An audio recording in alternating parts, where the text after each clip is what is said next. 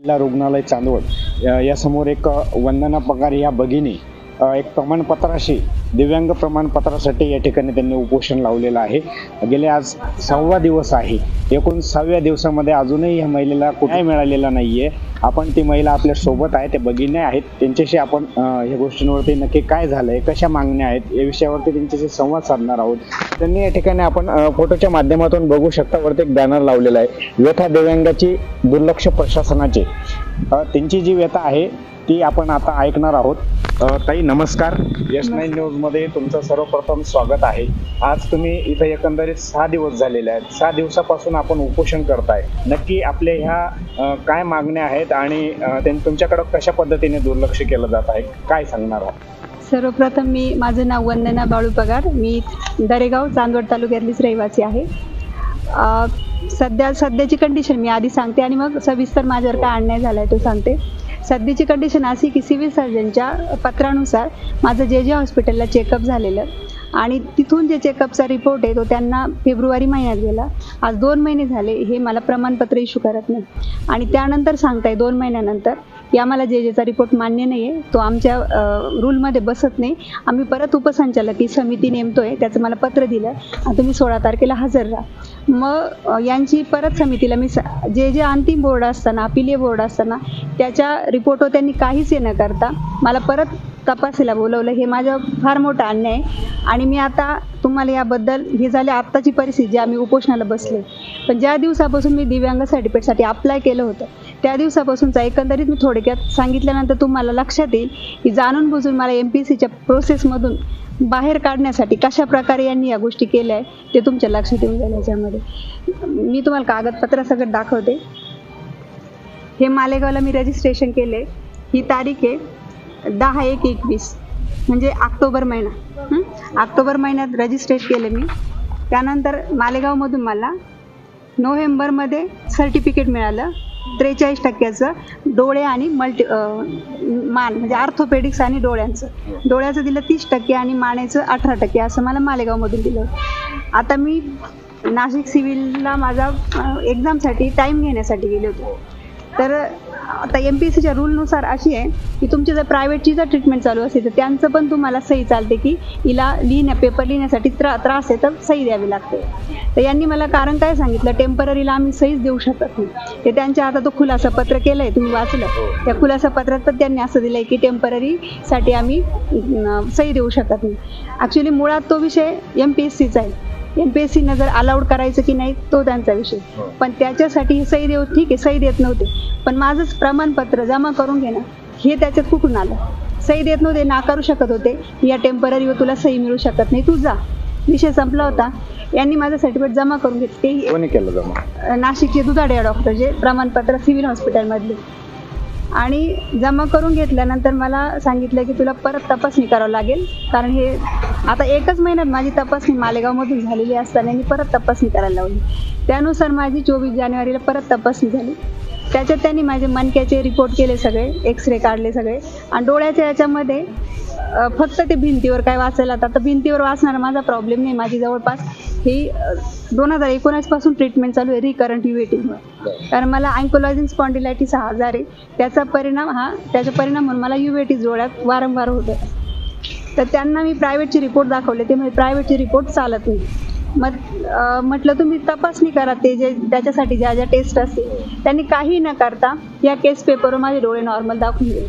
मी 2-3 दिवस त्यांना चक्कर रिक्वेस्ट करत हे जे नॉर्मल दाखवलं गेलं हे तुम्हाला कुठल्या मशिनरीवर चेक केलं की? काहीही नाही, काहीच नाही, काही न करता नॉर्मल दाखवून दिले, काहीच नाही। म्हणजे जे एखाद्या डोळ्याचा प्रॉपर ट्रेस करायला पाहिजे काहीच नाही, फक्त त्यांनी ते वाचायला लावता असं काही करतात त्याच्यावर बी त्यांनी काहीच न करता त्यांच्याच मनाने की हिला वाचता येतं, म्हणजे मला वरचं मोठं अक्षर पण ह्या डोळ्यानं वाचता येत नव्हतं। ते झालं, त्यांनी जमा करून घेतलं माझ्याकडून। तर 4-5 दिवस त्यांच्या मी चक्कर मारली, काहीच झालं नाही। पुढं माझी ऑपरेशन होतं डोळ्याचं मार्चमध्ये, मग मी त्या ऑपरेटिंग झाल्यामुळे मी जाऊ शकले नाही। तर म्हणजे जानेवारीमध्ये हे झालं सगळं। मे येऊन गेला तरी त्यांनी माझ्या सर्टिफिकेटचं काहीच केलं नाही। मग मी मेमध्ये त्यांच्याकडे चौकशी करायला गेले की माझं तुम्ही जे टेम्पररी जे काही दिलेलं ते मला परत द्या, किंवा तुमचं जे बनलेलं आहे ते मला द्या। परत आणखी 5-6 दिवस त्यांनी तेच नाटकं केले. मग शेवटी मी परत तिथं तक्रार केली वरिष्ठ अधिकाऱ्याकडं.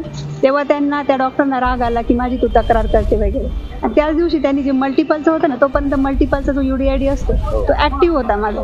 त्याच दिवशी त्यांनी तो लोकोमोटरी करून टाकला. म्हणजे बघा, दरम्यानच्या काळात मी पूर्व परीक्षा दिलेली होती त्या मालेगावच्या सर्टिफिकेटनुसार. यांनी प्रॉपर 4 महिन्याचा टाईम घेतला. यांना 1 महिन्यात मला कळवायचं होतं जो काही त्यांचा निर्णय होता टप घेतल्यानंतर. 4 महिन्याचा टाईम घेऊन माझं मल्टिपलचं सिंगल करून टाकलं. म्हणजे मला त्या प्रोसेसमधून पहिला प्रयत्न झाला. मी परत त्याच दिवशी तिथं अप्लाय केलं.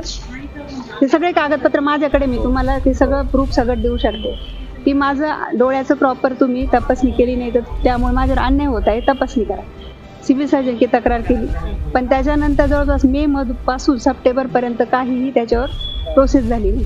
सप्टेंबरमध्ये मी परत मंत्रालयात एक फोन केला की माझ्यावर असा असा अन्याय होत आहे.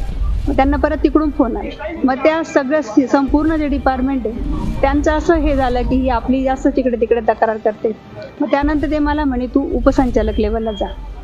आता अपील हे जेलाही करता येतं उपसंचालक, मला माहीत नव्हतं. त्यांच्यानुसार मी उपसंचालक लेवलला गेले. तिथं मी अर्ज केला की माझं डोळ्याचं चेकअप करण्याचा, कारण मणक्याचं त्यांनी मला आत्ताच 40% दिलेलं होतं.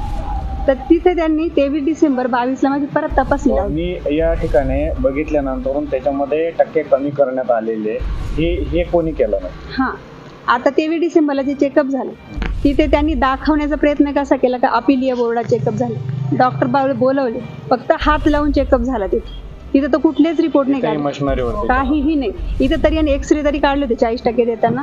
तिथं काहीच नाही, फक्त जे असंच यांनी हात लावून तपासल्यानंतर बी 7 महिने त्यांनी आम्हाला असं सांगितलं की दिल्लीला पाठवलं इकडे. म्हणजे डिसेंबरमध्ये चेकअप केलं, त्यानंतर 7 महिने हेच सांगितलं की दिल्लीला पाठवलंय तुझं दुरुस्तीसाठी. याच्यामध्ये पण विलंब दिसून येतो. जर त्यांचा निर्णय हा जो काही 19 त्यांनी लगेच 1 महिन्यात कळवायला पाहिजे होता. कारण याचा मागं मी MPSCची सायमल्टेनियसली प्री मेन्स पास झाली होती. त्या प्रोसेसहून मला बाहेर काढण्यासाठी हे सर्टिफिकेट लांबण करत होते. त्यांनी दिला जुलैमध्ये मला ते 10% 19% करून दिले.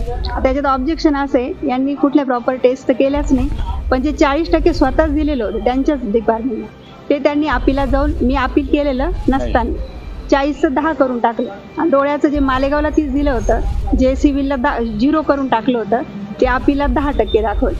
तिथंही त्यांनी कोणत्या टेस्ट नाही केलेलं. त्याच्यानंतर मी उपसंचालक सरांना वारंवार विनंती केली, सर याच्यात माझा खूप मोठा अन्याय होतोय, तुम्ही याची दखल घ्या. तर ते म्हणे माझं आता आपल्याला चेकअप झालं, याच्यावर पुढे चेकअप करता येत नाही, तू कोर्टात जा. कोर्टाने आम्हाला सांगितलं आम्ही एक्सपर्ट नाही याच्यातले, त्यामुळे आम्ही काही ठरवू शकत नाही. मग दरम्यानच्या काळात मी खूप लोकप्रतिनिधींकडे गेली, डिझॅबिलिटी कमिशनरच्या ऑफिसला फोन लावला, पण कुठूनच मला पॉझिटिव्ह रिप्लाय आला नाही. त्यामुळं माझं पूर्ण 7-8 महिने गेले. परत ह्या दरम्यानच्या काळात माझं MPSCची मुलाखत हुकली, कारण पर्सेंटेज कमी करून टाकलं होतं. सेल्स टॅक्सची जॉईनिंग आली होती माझी, ती पण प्रलंबित पडली. त्याच्यामुळं एवढं नुकसान झालं. पुढं नोव्हेंबरमध्ये ते जे पूर्वीचे थोरात सर होते, ज्यांच्या काळात हा सगळा प्रकार झाला, त्यांची बदली झाल्यानंतर नवीन सिव्हिल सर्जन झाले. त्यांना कदाचित माहीत होतं की नव्हतं माहीत, पण त्यांनी माझी तक्रार अर्ज बघितला, माझ्या फाईल बघितला, आणि त्यांनी मला जेला मी जो अर्ज केलेला होता आधी 4 महिन्यापूर्वी की मला तुम्ही हे माझा अन्याय होतोय, मला अपिलीय बोर्डाकडे पाठवा, तर त्यांनी मला अपिलीय बोर्डाकडे पाठवण्यासाठी पत्र दिले. त्याच्यानुसार आता माझं जानेवारी-फेब्रुवारीमध्ये जेनं तपासणी करून यांना रिपोर्ट पाठवला फेब्रुवारीमध्ये. आता त्याचा GR आहे की जर अपिलीय बोर्ड जे असेल यांच्याच म्हणण्यानुसार, कारण यांनीच मला तिकडे पाठवलं, तर त्याच्यानुसार जे पर्सेंटेज आले किंवा जो रिपोर्ट आलाय त्याच्यानुसार यांचं काम फक्त काय आहे ते ऑनलाईन प्रमाणपत्र मिळवून देणं.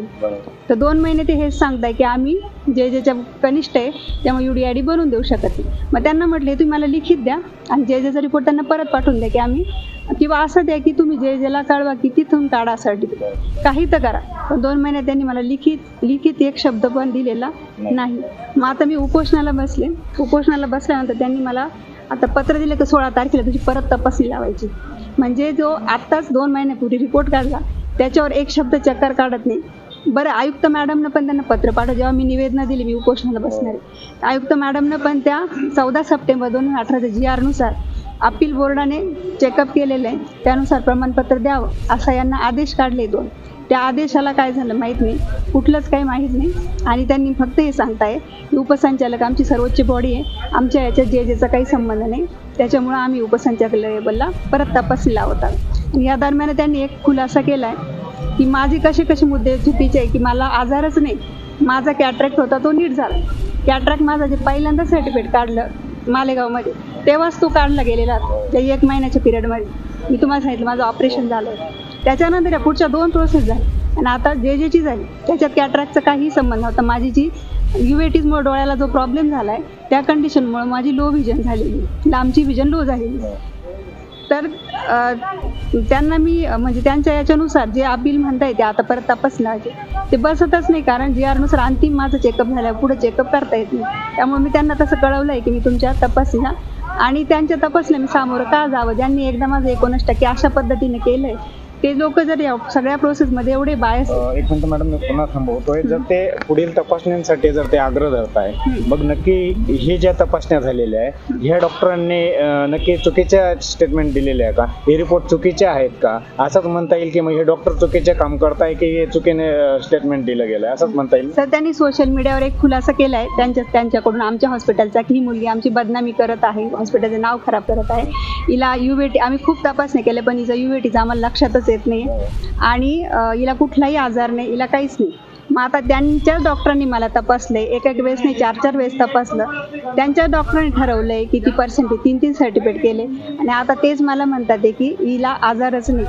तर याच्यात की तुम्हीच बघा आता हा काय प्रकार आहे. नक्कीच बघा, ही भगिनी एकूण 7 दिवसापासून या ठिकाणी उपोषण करते, उपोषणाला बसलेली आहे. एकंदरीत कितीतरी दिवसापासून प्रत्येक अधिकारी प्रतिनिधी यांच्यापर्यंत त्यांनी आपले पायपीट केलेली आहे, परंतु ह्या महिलेला कुठलाही न्याय अजून या ठिकाणी मिळालेला नाहीये. एकंदरीत 6 दिवस झाले अजून कुठला अधिकारी या ठिकाणी आलेला नाहीये. नक्की जे त्यांना सर्टिफिकेट काढून दिलेले आहे आणि आता ते सर्टिफिकेट या ठिकाणी खोटे ठरवले जात आहे असा ह्या ताईंचा आरोप या डॉक्टरांवरती आहे. नक्की काय समजायचं, हे रिपोर्ट चुकीचे आहे की कोण चुकीचं आहे, नक्की हे बघणं मात्र खूप मोठं उचित ठरणार आहे. बघा, गेल्या एकूण 6 दिवसापासून जर एखादी दिव्यांग महिला या ठिकाणी बसलेली आहे तिच्याकडे जर दुर्लक्षपणा होत आहे तर ही सरळ चुकीची गोष्ट आहे. जर तुम्हाला या सर्व गोष्टी करूनही जर न्याय मिळालाच नाही तर तुम्ही पुढे काय करणार आहात? माझ्याकडे बाकीचे सगळे हे करून झाले. माझ्याकडे आमरण उपोषण जोपर्यंत मला याच्यावर ते जे समिती वगैरे हे इलिगल गोष्टी नाही ते मला त्यांना 2च प्रश्न आहे. एक तर जे ला तुम्ही तो रिपोर्ट परत पाठवावा आणि मला त्यांनाही लिखित कळवावं की जेचा काही संबंध नाही आणि मला कळवावं की जे अपीलही बोर्ड नाही हे लिहून द्यावं किंवा मग UDID नंबर द्यावा. नाहीतर मी मरेपर्यंत इथंच बसून राहणार आहे. मी उपोषणाला नाही हटत, कारण माझ्या दुसरा पर्यायच नाही करायला. धन्यवाद ताई. आपल्या चॅनलला नक्की सबस्क्राईब करा, बेल आयकॉन दाबायला विसरू नका.